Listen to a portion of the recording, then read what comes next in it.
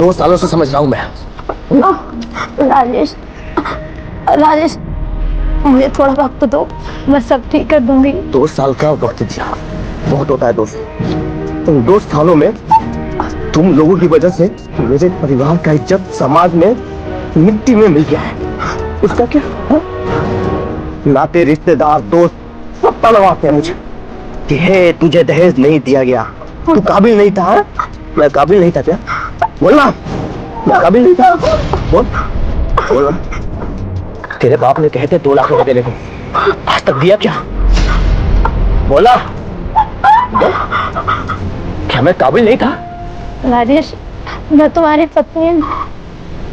तुम लोगों की वजह से 2 सालों से हम ताना सुन रहे हैं। अब और नहीं सीमा, अब और नहीं। देख तेरे साथ मैं क्या करता हूँ। या तो तू रहेगी या मेरी इज्जत।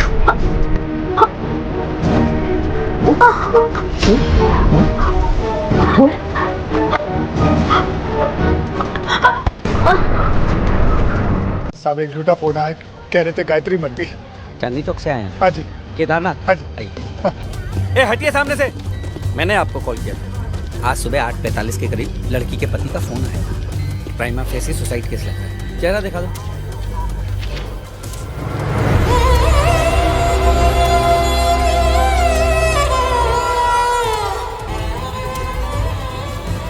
भाई साहब ये प्यार नहीं करती थी आपको, खाना नहीं बनाती थी आंटी जी, घर नहीं संभालती थी आपका,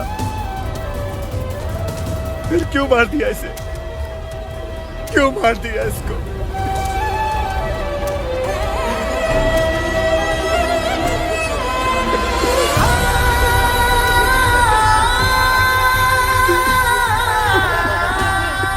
अरे फ्रिज चाहिए था इन्हें 300 लीटर का डबल डोर वाला। अरे आप चुप रहिए। अरे खून पी रखा था आपकी बहन का इन लोगों ने मांग मांग कर। भाई साहब मैंने कितनी बार उससे कहा कि तू बता दे सब कुछ अपने भाई को। पता क्या बोली कि भाभी मेरे भाई ने बहुत झेला है मेरी वजह से, कमर टूट गई उसकी मेरा दहेज जोड़ते जोड़ते। किस मुंह से बोलूंगी उसको? हेलो दोस्तों, मैं आपका दोस्त एडवोकेट फरहान अख्तर और आपका मेरे चैनल में स्वागत है। दोस्तों आज हम एक ऐसे विषय पर बात करने जा रहे हैं जो सिर्फ एक कानूनी मुद्दा नहीं बल्कि आज की डेट में समाज की एक सबसे बड़ी त्रासदी है, और वह है डाउरी डेथ, यानी कि दहेज के कारण बेटी की मौत। आगे बढ़ने से पहले दोस्तों, अगर अभी तक आपने हमारे चैनल को सब्सक्राइब नहीं किया है तो प्लीज सब्सक्राइब कर लीजिए और बेल बटन पर जरूर क्लिक कीजिए ताकि जैसे ही मैं कोई वीडियो अपलोड करूं आपको उसकी नोटिफिकेशन या जानकारी तुरंत मिल सके। तो दोस्तों आगे बढ़ते हैं। दोस्तों डाउरी डेथ, जैसा कि मैंने बताया, दहेज के कारण बेटी की मौत। भारत में हर साल हजारों लड़कियां दहेज के लिए प्रताड़ित की जाती हैं, होती हैं, मारपीट झेलती हैं, मानसिक यातनाएं सहती हैं और उन्हें कई बार मारकर फांसी पर लटका दिया जाता है। पहले गला दबा दिया जाता है और जब वो मर जाती है तो उसके बाद फांसी पर लटका दिया जाता है और एक मिली भगत के तहत उसको एक सुसाइड डिक्लेयर कर दिया जाता है, और या उतना ज्यादा मानसिक दबाव उनके साथ क्रिएट किया जाता है दहेज को लेकर के कि वो उसको बर्दाश्त नहीं कर पाती और उससे बेहतर वो अपने जीवन को खत्म कर लेना यानी आत्महत्या कर लेना बेहतर समझती हैं और वो आत्महत्या कर लेती हैं। और फिर कहा जाता है कि उसने खुद फांसी लगा ली। ये एक बहुत ही शर्मनाक स्थिति है देश के अंदर। लेकिन सवाल यह है कि क्या सच में ये आत्महत्या होती है? क्या सच में सोची समझी हत्या होती है? अब इस चीज को हम आगे समझेंगे कई पॉइंट ऑफ व्यू से। सुप्रीम कोर्ट के जजमेंट्स क्या कहते हैं उसके आधार पर भी बात करेंगे। पोस्टमार्टम जो एक अहम दस्तावेज होता है उसके बारे में भी हम बात करेंगे। बहुत ध्यान से वीडियो को देखिएगा और एक भी पॉइंट स्किप मत कीजिएगा दोस्तों। हो सकता है ये वीडियो आपके या आपके किसी दोस्त के काम आ जाए। तो दोस्तों अब सबसे पहली बात आती है, जब किसी महिला की या लड़की की हत्या हो जाती है या वो सुसाइड कर लेती है, फांसी पे लटक जाती है, सो कॉल्ड जैसा कहा जाता है, तो पोस्टमार्टम होता है सबसे पहले लाश का, ठीक है। और पोस्टमार्टम में आप ज्यादातर देखेंगे कि ये लिखा जाता है डेथ बाय हैंगिंग। अगर गला दबा के हत्या की गई है तो उसमें पोस्टमार्टम में ये आ सकता है कि पहले गला दबाया गया और उसके बाद हैंग किया गया, लटकाया गया। लेकिन मान लीजिए इस केस में आपको इतना परेशान किया जा रहा था आपकी बेटी को कि वो इतना मेंटल टॉर्चर हो रही थी कि उसने सीधे फांसी ही लगा ली। तो पोस्टमार्टम रिपोर्ट में क्या लिख के आएगा? Death by hanging. तो क्या आरोपी बच जाएंगे? आज हम इसी पूरे विषय को भारतीय न्याय संहिता, भारतीय नागरिक सुरक्षा संहिता, भारतीय साक्ष्य अधिनियम, डाउरी एक्ट और डोमेस्टिक वायलेंस और सुप्रीम कोर्ट के फैसलों के आधार पर समझेंगे। सबसे पहले पोस्टमार्टम की सीमाएं क्या है ये आपको पता होना चाहिए, क्योंकि आप अगर इन सारे पॉइंट को समझेंगे तभी आप ट्रायल कोर्ट को सही से फेस कर पाएंगे। आगे मैं आपको ये भी बताऊंगा कि हाई कोर्ट आपको क्या रिलीफ देगा। तो ठीक है, पोस्टमार्टम की सीमाएं क्या है? सबसे पहले ये समझना जरूरी है कि पोस्टमार्टम रिपोर्ट केवल शरीर की जांच करती है, इंटरनल इंजरीज के बारे में बताती है। कोई हड्डी वगैरह टूटी या कोई इंटरनल इंजरी हुई है या उसके साथ कोई अत्याचार हुआ है, मारपीट हुई है, तो ऐसी चीजों को डिस्क्राइब करती है, यानी केवल शरीर की फिजिकल जांच करती है। यह बता सकती है कि मौत हैंगिंग से हुई, स्ट्रैंगुलेशन से हुई, ठीक है, पॉइजन से हुई, दम घुट जाने के कारण हुई, ये सब ये बता सकती है। लेकिन पोस्टमार्टम ये नहीं बता सकता कि लड़की को कितने महीनों से दहेज के लिए प्रताड़ित किया जा रहा था, उसे कितने ही मानसिक यातना दी जा रही थी ससुराल पक्ष की तरफ से, और उसको किस हद तक मेंटल टॉर्चर किया गया कि उसने सुसाइड करना बेहतर समझा। इस चीज को पोस्टमार्टम रिपोर्ट नहीं बता सकता। सबसे वैलिड पॉइंट, ठीक है, तो ये आपको समझना होगा। इसलिए ऐसे मामलों में एविडेंस लॉ और प्रिजम्पशन ऑफ लॉ को बहुत महत्वपूर्ण माना जाता है और इसी के आधार पर आगे की कार्रवाई में चला जाता है। कुछ नियम समझिए। शादी के 7 साल के अंदर मौत, कानून का बहुत सख्त नियम है कि अगर किसी लड़की की शादी के 7 साल के अंदर उसकी असमान परिस्थितियों में मौत हो जाती है और उसे दहेज के लिए प्रताड़ित किया गया था, 2 बातें समझ में आ रही हैं आपके? 7 साल के अंदर उसकी अगर मौत हो जाती है, असामान्य परिस्थितियां जैसे सुसाइड, फांसी पे लटक कर हो गई या पॉइजन उसके शरीर में पाया गया, इस तरीके से असामान्य परिस्थितियों में मौत हो जाती है, तो और उसे दहेज के लिए प्रताड़ित किया गया था, तो कानून ये मानता है कि यह डाउरी डेथ हो सकती है। भारतीय न्याय संहिता की बात करें तो सेक्शन 80 में डाउरी डेथ को कहा गया है कि शादी के 7 साल के अंदर की मौत, पहली कंडीशन, मौत असामान्य परिस्थितियों में हो और दहेज के लिए प्रताड़ना, तो इसे डाउरी डेथ माना जाएगा। सेक्शन 80 इस बात का सबूत है, मतलब ये कहता है इसमें कम से कम 7 साल की सजा और अधिकतम आजीवन कारावास की सजा होती है। और अगर साजिश शामिल हो जाती है, डिक्लेयर हो जाती है, तो जितना ससुराल पक्ष के लोग इसमें साजिश में शामिल हो सकते हैं वो सब जाएंगे कम से कम 7 साल या मैक्सिमम आजीवन कारावास। ठीक है, अब आती है दूसरी चीज, क्रूरटी, जिसे हम घरेलू हिंसा भी कह सकते हैं। क्रूरटी का मतलब तो आप समझते ही ना, क्रूरता। बीएनएस की धारा 85 इस बात को परिभाषित करती है कि अगर पति या ससुराल वाले दहेज के लिए दबाव डालते हैं, मारपीट करते हैं, मानसिक यातना देते हैं। मानसिक यातना देखिए एक ऐसी चीज है कि जिससे कोई भी इंजरी मार्क नहीं होती मेडिकल में, ठीक है ना, लेकिन इसको परिभाषित किया गया है। मानसिक यातना एक बहुत बड़ा जुर्म है, ठीक है। तो दहेज के लिए दबाव डालते हैं या मारपीट करते हैं या मानसिक यातना देते हैं, तो यह क्रूरटी है, ये क्रूरता के अंतर्गत आता है। अगर हत्या करके फांसी पर लटकाया गया हो, अगर जांच में पता चलता है कि पहले गला दबाकर हत्या की गई और फिर लटकाया गया, या मसलन मान लीजिए डेड बॉडी के पोस्टमार्टम रिपोर्ट में सिर्फ ये आया कि डेथ बाय हैंगिंग, यानी सिर्फ फांसी पे लटकने से मौत हुई, लेकिन जब लाश को देखा गया तो उसके गर्दन पर या कहीं पर कुछ ऐसे निशानात थे जिससे जाहिर होता है कि उसको शारीरिक हानि पहुंचाने की कोशिश बराबर की जा रही थी। इसमें धारा लगेगी 103 लगेगी, बीएनएस का सेक्शन 103 जो मर्डर कैटेगरी है वो लगेगी, और इसमें जो सजा है वो आजीवन कारावास है और अधिकतम सजा जो है वो मृत्युदंड है।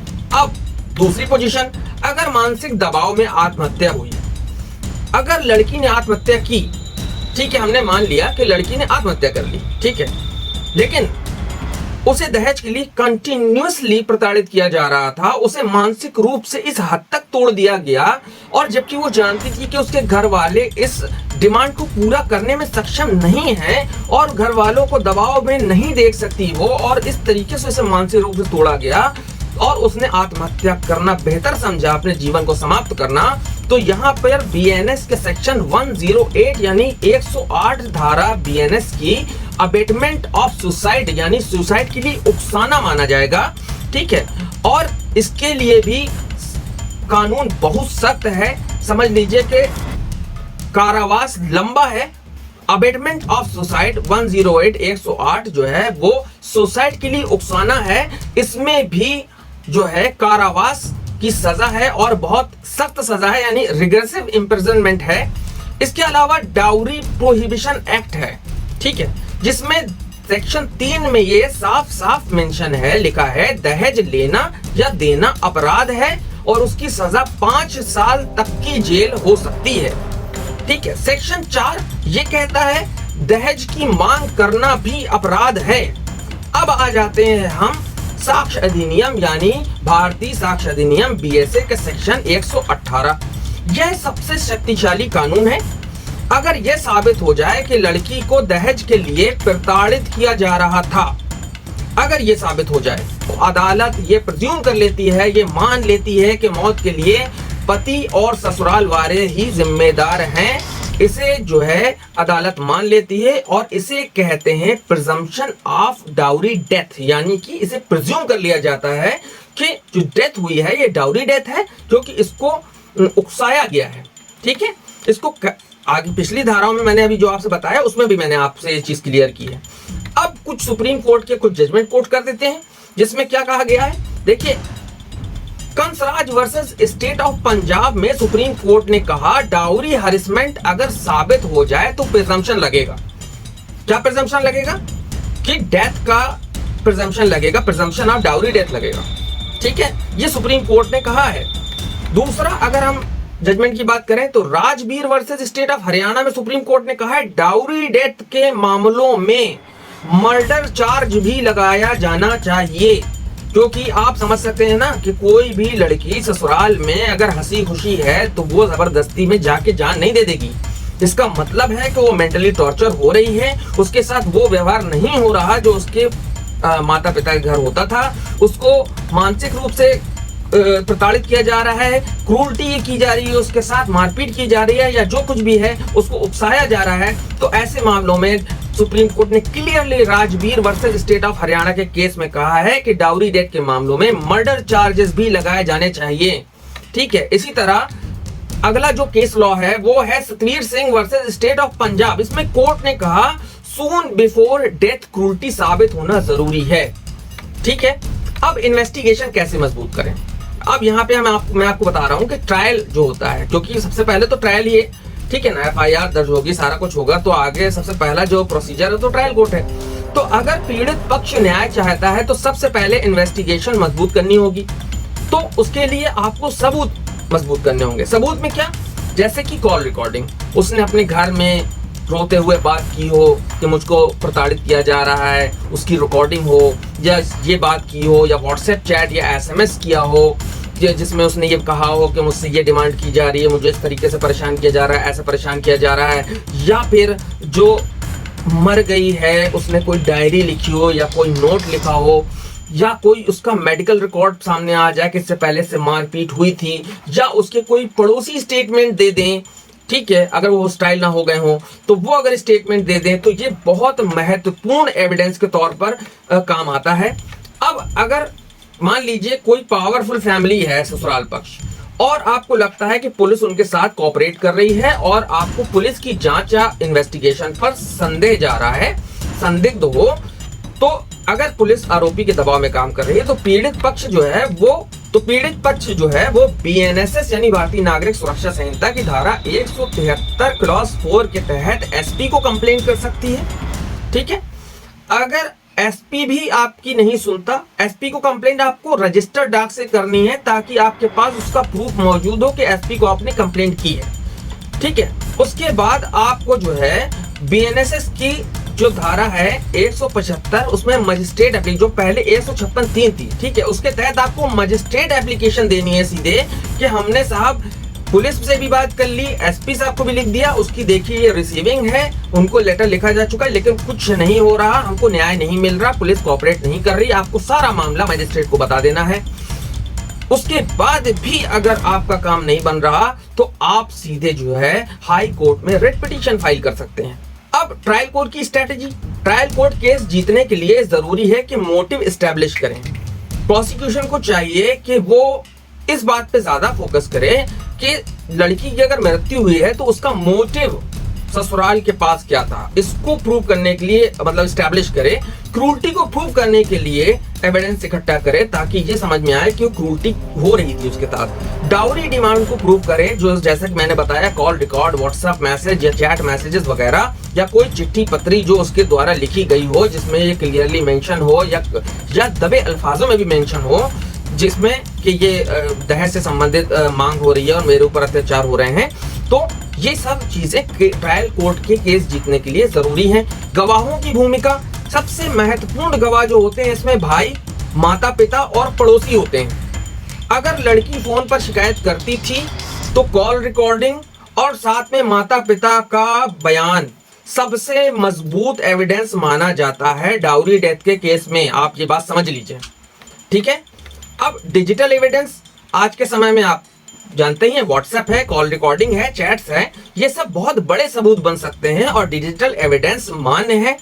आपको पता होना चाहिए भारतीय साक्ष्य अधिनियम के सेक्शन 63 के अंतर्गत ये डिजिटल एविडेंस मान्य है, बशर्ते इसमें डुअल सर्टिफिकेशन लगता है, वो एक मतलब अलग चीज है, लेकिन ये मान्य है कंप्लीटली, कोई छेड़छाड़ ना की गई हो। अब क्रॉस एग्जामिनेशन स्ट्रेटेजी क्या है? डिफेंस अक्सर ये कहता है लड़की डिप्रेशन में थी, लेकिन प्रोसिक्यूशन पूछ सकता है तो डिप्रेशन में भाई क्यों थी? क्या आपने दहेज मांगा था? क्या आपने लड़की को मारा था? आपने उसे घर से निकाला या निकालने की धमकी दी थी? ऐसे लीडिंग क्वेश्चंस भी अलाउ हैं। मैं मानता हूं कि लीडिंग क्वेश्चन को मना किया जाता है, लेकिन ऐसे लीडिंग क्वेश्चंस ऐसे केसेस में अलाउड हैं कि जिससे आप सच को सामने लाने के लिए लीडिंग क्वेश्चन कर रहे हैं। और ऐसे मामलों में क्लोज एंडेड क्वेश्चन और लीडिंग क्वेश्चन सबसे ज्यादा क्रॉस एग्जामिनेशन में काम आते हैं, ठीक है ना। ओपन एंडेड क्वेश्चन जो है उसमें फिर भी कुछ प्रभाव कम है, लेकिन क्लोज एंडेड क्वेश्चन और लीडिंग क्वेश्चन जो होते हैं वो क्रॉस एग्जामिनेशन में बहुत महत्वपूर्ण रोल अदा करते हैं दोस्तों, ठीक है। अब हाई कोर्ट में अगर आप जाते तो क्या रिलीफ मिल सकता है? तो देखिए, हाई कोर्ट में अगर आपका कुछ नहीं बन रहा तो आप हाई कोर्ट में अपील कर सकते हैं एसआईटी इन्वेस्टिगेशन के लिए, ठीक है, स्पेशल इन्वेस्टिगेशन टीम के लिए, या सीबीआई इन्वेस्टिगेशन के लिए, या फिर जो बेल उन्होंने अप्लाई की है अक्यूज्ड पार्टी ने, तो उस बेल की कैंसलेशन के लिए आप हाई कोर्ट में जो है फौरन जा सकते हैं। ये आपको हाई कोर्ट रिलीफ देगा, ठीक है। अगर हाई कोर्ट रिलीफ नहीं देता तो एसपीएल है, आप एसपीएल में आप सुप्रीम कोर्ट भी जा सकते हैं, या article 32 of constitution of India के तहत आप रिट पिटीशन में आप सुप्रीम कोर्ट भी मूव कर सकते हैं, वो एक अलग दायरा है, ठीक है। तो दोस्तों, दहेज के लिए किसी की बेटी को मार देना या उसे आत्महत्या के लिए मजबूर कर देना सिर्फ अपराध नहीं बल्कि समाज पर एक कलंक है। लेकिन अगर जांच सही हो और एविडेंस सही हो और केस को सही तरीके से और किसी लॉजिकल माइंड के एडवोकेट के द्वारा लड़ा जाए तो कानून सबसे बड़े बाहुबली को भी सजा दिला सकता है। आपके सामने सैकड़ों एग्जाम्पल हैं। आप डाउरी डेथ की बात तो छोड़ दीजिए, आप पॉक्सो को ले लीजिए या जुवेनाइल को ले लीजिए, आप देख लीजिए आसाराम बापू को, राम रहीम को, या एक बहुत बड़े बड़े दिग्गज है कुलदीप सिंह सेंगर को देख लीजिए आप रेप केस में। क्या ये जजों को खरीद नहीं सकते थे? क्या इनके पास पावर नहीं थी? क्या इन्होंने अपने पावर का यूज नहीं किया? लेकिन आखिरकार आज ये जेलों में सड़ रहे हैं कि नहीं, आजीवन काल के लिए। तो आपको हौसला नहीं हारना है।